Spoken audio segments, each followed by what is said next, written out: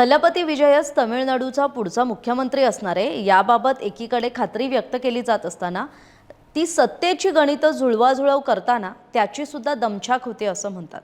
आणि त्याची दमछाक होत असताना दुसरीकडे तमिळनाडूच्या राजकारणातल्या एका निर्णयानं राष्ट्रीय पातळीवरल्या विरोधी पक्षांच्या आघाडीत म्हणजे इंडिया आघाडीत आता तणाव निर्माण झालाय।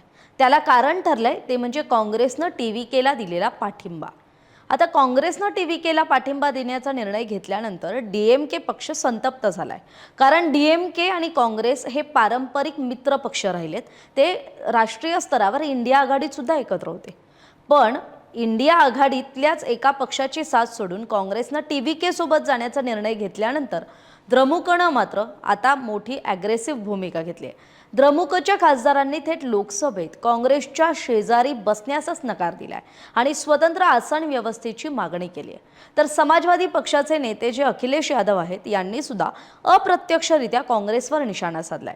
द्रमुकच्या खासदार कनिमोळी यांनी लोकसभा अध्यक्ष ओम बिर्लांना पत्र पाठवून काँग्रेस सोबतची राजकीय भागीदारी संपुष्टात आल्याचं सुद्धा स्पष्ट केलंय। याशिवाय काँग्रेसनं टीव्हीके सोबत जाण्याचा निर्णय घेतल्यानंतर द्रमुकनं याला पाठीत खंजीर खुपसल्यासारखं ही भावना आपली व्यक्त करून दाखवली आहे। बदललेल्या राजकीय परिस्थितीत काँग्रेस सोबतची भागीदारी संपुष्टात आल्याचाही स्पष्ट उल्लेख कनिमोळींच्या पत्रात करण्यात आलाय। संसदेत सत्ताधारी एनडीएच्या विरोधात विरोधकांच्या इंडिया आघाडीत डीएमके हा महत्त्वाचा घटक पक्ष आहे। म्हणजे दुसरीकडे डीएमके आणि काँग्रेसचं बिनसल्याच्या पार्श्वभूमीवर इंडिया आघाडीतील आणखी मोठे पक्ष असलेल्या समाजवादी पक्षाचे नेते अखिलेश यादव यांनी मात्र सोशल मीडियावरून उपरोधिक शैलीत काँग्रेसला फटकारलंय। अखिलेश यादव यांनी तृणमूल काँग्रेसच्या नेत्या ममता बॅनर्जी आणि डीएमकेचे नेते एम.के. स्टॅलिन यांच्यासोबतचा फोटो सोशल मीडियावर शेअर केलाय आणि आम्ही कठीण काळात माघार घेणारे नाही असं सुद्धा म्हटलंय। कनिमोळींनी अखिलेश यादव यांचे याविषयी आभार मानलेत। तर तिकडे विधानसभा निकालानंतर अखिलेश यादव यांनी ममता बॅनर्जी आणि एम.के. स्टॅलिन यांची भेटही घेतली होती। या भेटींनंतर त्यांनी सत्ताधारी भाजपला लक्ष सुद्धा केलं होतं।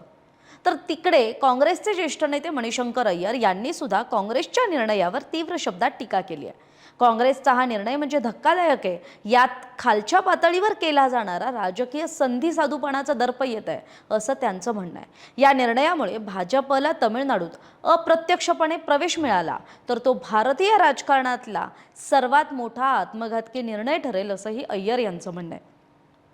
याशिवाय अय्यर म्हणालेत की डीएमके सोबत निवडणूक लढवल्यानंतर लगेचच काँग्रेसने तो पक्ष सोडून टीव्हीकेशी संबंध जोडण्याचा घेतलेला निर्णय हा हादरवणारा होता। शिवाय या निर्णयामुळे तमिळनाडूत भाजपला अप्रत्यक्ष फायदा होऊ शकतो असा इशारा सुद्धा त्यांनी दिलाय।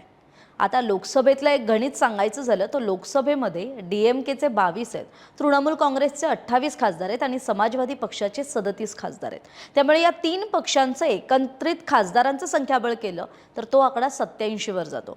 त्यामुळे या तीनही पक्षांची भूमिका इंडिया आघाडीसाठी अत्यंत महत्त्वाची मानली जाते।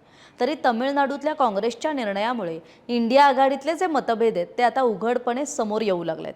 ते संसदेतील आसन व्यवस्थेपासून सुरू झालेला हा वाद आता पुढे विरोधकांच्या एकजुटीवर किती परिणाम करतो याकडे संबंध देशाचा लागलाय। तरी आपल्याला याविषयी काय वाटतंय आपली मतं कमेंट करून जरूर कळवा। धन्यवाद।